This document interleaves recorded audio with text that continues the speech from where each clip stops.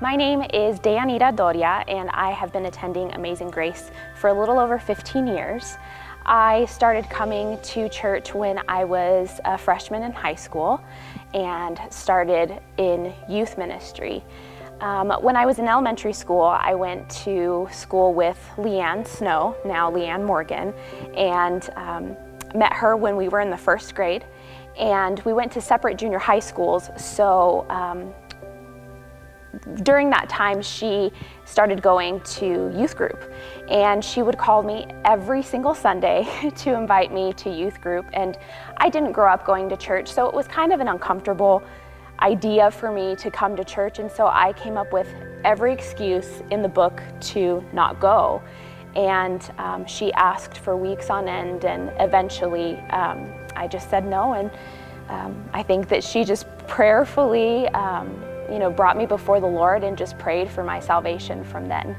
When I was a freshman, I had some friends who had started coming to youth group, and one of them just kept nagging me to come. And so I finally said, okay, I'll come, just so you'll stop calling me from the church even to try to get me to come. And so I decided, okay, I'm just gonna come, it can't be that bad. And I show up, I walk into the sanctuary, and lo and behold, I see Leanne. And I thought, oh my gosh, this is her youth church, how funny is that? Looking back on it now, I see that God was orchestrating things in my life. Even as a first grader, He was writing my salvation story. So I went to youth that first week, and there was an altar call at the end of service, and I raised my hand, but I didn't go up for prayer just because I was too scared. I didn't know what to expect. But I came back the following week, and in the middle of the worship service, the youth pastor came up and said, I just really feel led of the Lord that we need to have an altar call right now.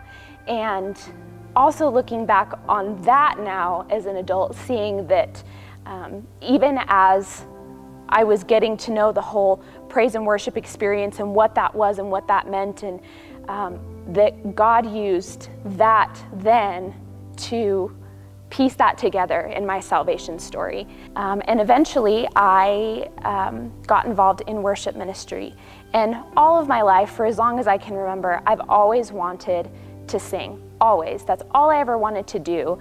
And I remember being in junior high school and preparing for my high school career and kind of setting that up to help lead me into my college career, having that pressure of needing to know who it was that I wanted to be and what I wanted to do with my life as an adult. And I remember thinking, as much as I love music, I'm not good enough to do anything with it. I'm not talented enough to move forward and make a career out of it, so I'll just pursue something else.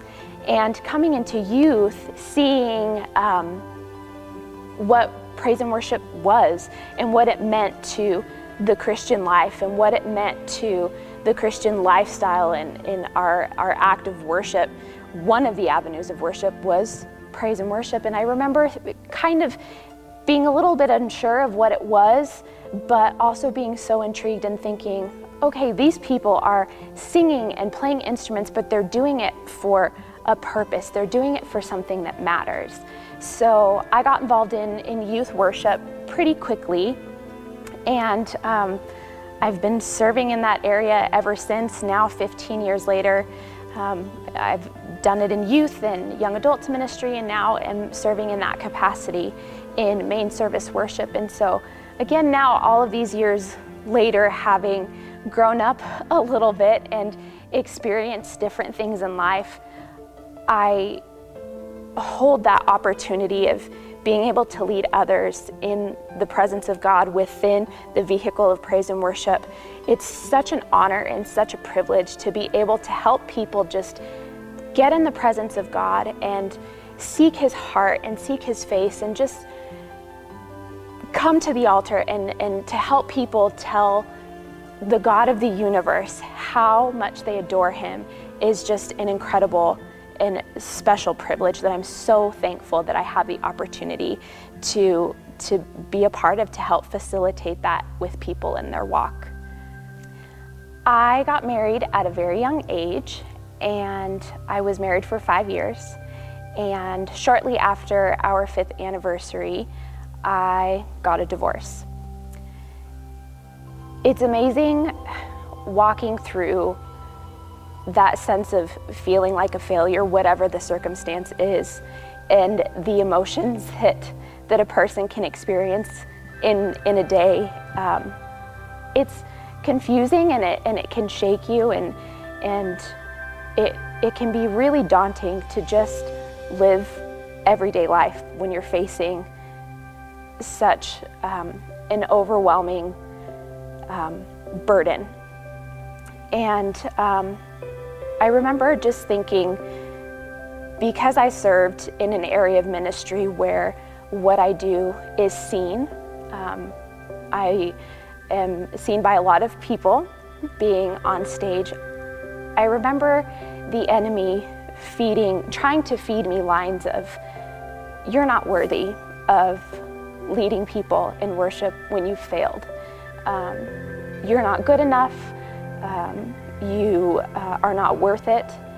And I really had to make the decision to really believe what God had to say about me. Because I'm a perfectionist, it's easy for me to get down on the little things that I fail at, whether it's cheating on a diet or forgetting to fold the laundry or something like that. But to fail at something as big as a marriage relationship, it's easy to let that burden weigh on you a lot. And so I just chose to say no to the enemy.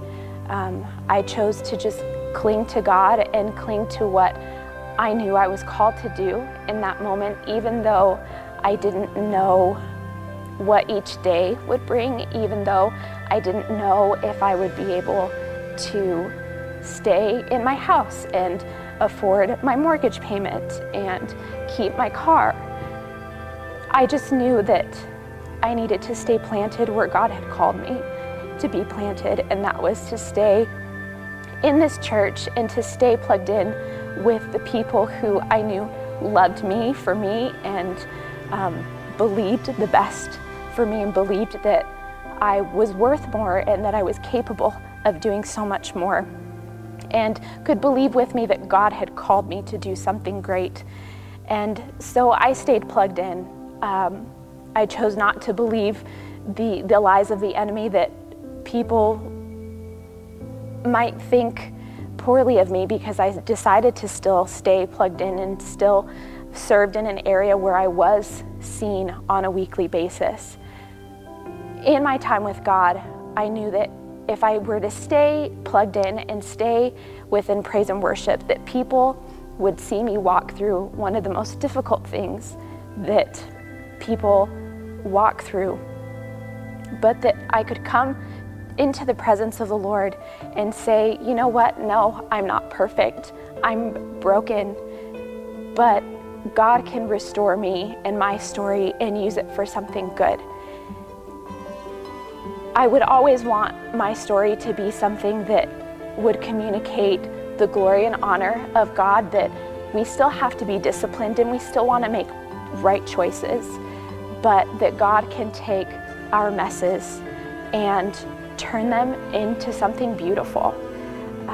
That even though we don't necessarily see how God is working tough situations out for us, that we can still stand strong in knowing that He is God and He is good and His word is true, and He's gone before us and made a way. And whatever that looks like, that I can surrender to Him and just completely trust with everything that's in me that He's going to pull me through. God will provide. And being on this side of that experience now, it's been about 4 years, and in some ways it seems like it's been an eternity because it hasn't been the easiest walk. But in other ways, it seems like it hasn't been that long, because God has been so good to me and He's brought so much joy to my life. And in the times where I felt alone, He's been there every second. And he's brought people alongside me to support me and encourage me and help me just enjoy life and enjoy the gift of this time that I have to be with God, and that sense of independence and being able to say that I serve God for me, that I'm